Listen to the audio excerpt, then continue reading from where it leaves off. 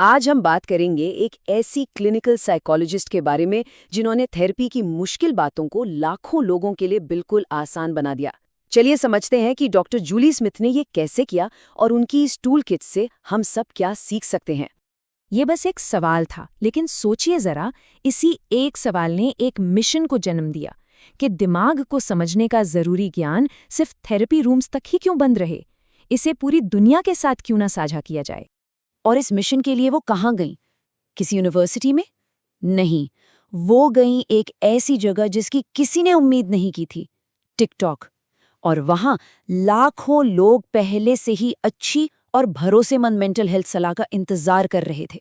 उनके वीडियोस क्यों वायरल हुए? क्योंकि उन्होंने दिमाग की उलझी हुई बातों को इतने आसान तरीके से समझाया कि वो हर किसी को समझ में आ गई। और नतीजा, देखते ही देखते 30 लाख से ज्यादा लोगों की एक कम्युनिटी बन गई। तो उनका मकसद बहुत साफ था। उनका मानना था कि थेरेपी में सिखाई जाने वाली बातें सिर्फ उनके लिए नहीं है जो किसी मानसिक परेशानी से गुजर रहे हैं। नहीं, ये तो असल में लाइफ स्किल्स हैं, ऐसे टूल्स जो हम सबको अपनी रोज की जिंदगी में काम आ सकते हैं। तो चलिए इस टूल किट का पहला और सबसे जरूरी औजार देखते हैं। डॉक्टर स्मिथ कहती हैं कि शुरुआत होती है हमारी मूल मान्यताओं को समझने से, मतलब वो गहरी बातें जो हम अपने बारे में सच मानकर बैठ जाते हैं।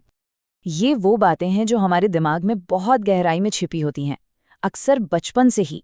जैसे ये मानना कि मैं शायद प्यार के काबिल नहीं हूं, या मुझे हर काम बिल्कुल परफेक्ट तरीके से ही करना होगा। ये मान्यताएं, आप कह सकते हैं कि हमारे दिमाग का एक तरह का ऑपरेटिंग सिस्टम है जो चुपचाप बैकग्राउंड में चलती रहती हैं। और होता क्या है कि ये मान्यताएं एक साइकिल, एक चक्र बना देती हैं। जब भी कुछ ऐसा होता है जो हमारे बनाए हुए नियम को तोड़ता है, मान लीजिए कोई रिजेक्शन, तो वो सिर्फ हमारा मूड खराब नहीं करता, वो सीधा जाके हमारी उस गहरी मान्यता को जगा देता है। और फिर हम उसी एक तरह की परेशानी में बार बार फंसते चले जाते हैं। ठीक है, तो अगर ये मान्यताएं एक छिपा हुआ नक्शा हैं, तो सही रास्ता कैसे चुनें? इसके लिए एक कंपास चाहिए, है ना? और यहीं पर लक्ष्यों और मूल्यों के बीच का फर्क समझना बहुत जरूरी हो जाता है। तो खुद से ये पूछना बनता है, क्या जिंदगी सिर्फ कुछ मंजिलें पाने का नाम है, या फिर एक सही दिशा में चलते रहने का? क्या हम सिर्फ कुछ हासिल करना चाहते हैं, या एक खास तरह का इंसान बनना चाहते हैं? इस फर्क को समझना बहुत दिलचस्प है। देखिए, लक्ष्य तो वो मंजिलें हैं जो एक दिन पूरी हो जाती हैं, जैसे कोई एग्जाम पास करना। लेकिन मूल्य मूल्य एक दिशा है, एक कभी ना खत्म होने वाला रास्ता। ये इस बारे में है कि हम उस सफर में कैसा इंसान बनना चाहते हैं। और देखिए, इसका मतलब ये बिल्कुल नहीं है कि हम हमेशा सही रास्ते पर ही चलेंगे। जिंदगी ऐसी ही है, कभी कभी हम अपनी मूल्यों से दूर चले जाते हैं। लेकिन जरूरी ये है कि हमें पता हो कि वापस किस दिशा में लौटना है। तो ठीक है, हमने बड़ी पिक्चर समझ ली, पर उन पलों का क्या जब हम बहुत ज्यादा परेशान या एंग्शियस महसूस करते हैं? उस वक्त क्या करें? इसके लिए भी कुछ बहुत काम के तरीके हैं। अक्सर हम क्या करते? हम सोच सोच कर अपने खराब मूड से निकलने की कोशिश करते हैं, पर यह बहुत मुश्किल हो सकता है। डॉक्टर स्मिथ एक ज्यादा सीधा रास्ता बताती हैं, और वो रास्ता है हमारा शरीर। जी हाँ, हमारे दिमाग पर असर डालने का सबसे तेज रास्ता हमारे शरीर से होकर जाता है। थोड़ी सी एक्सरसाइज, कोई अच्छा सा गाना सुन लेना, या किसी अपने को गले लगाना, ये छोटी छोटी चीजें लग सकती हैं, पर ये हमारे इमोशनल स्टेट को तुरंत बदल सकती हैं।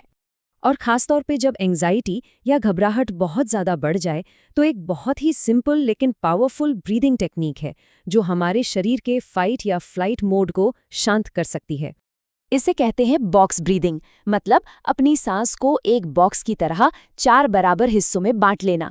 जब हम अपनी सांस को इस तरह कंट्रोल करते हैं, तो ये हमारे नर्वस सिस्टम को सीधा एक मैसेज भेजता है कि घबराने की जरूरत नहीं है, सब ठीक है, और धीरे धीरे घबराहट कम होने लगती है।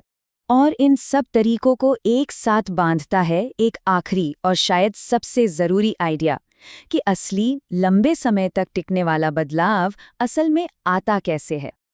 अक्सर हमें लगता है कि जिंदगी एक दिन में बदल जाएगी, कोई बड़ा चमत्कार होगा, लेकिन सच तो ये है कि ये बस एक मिथक है।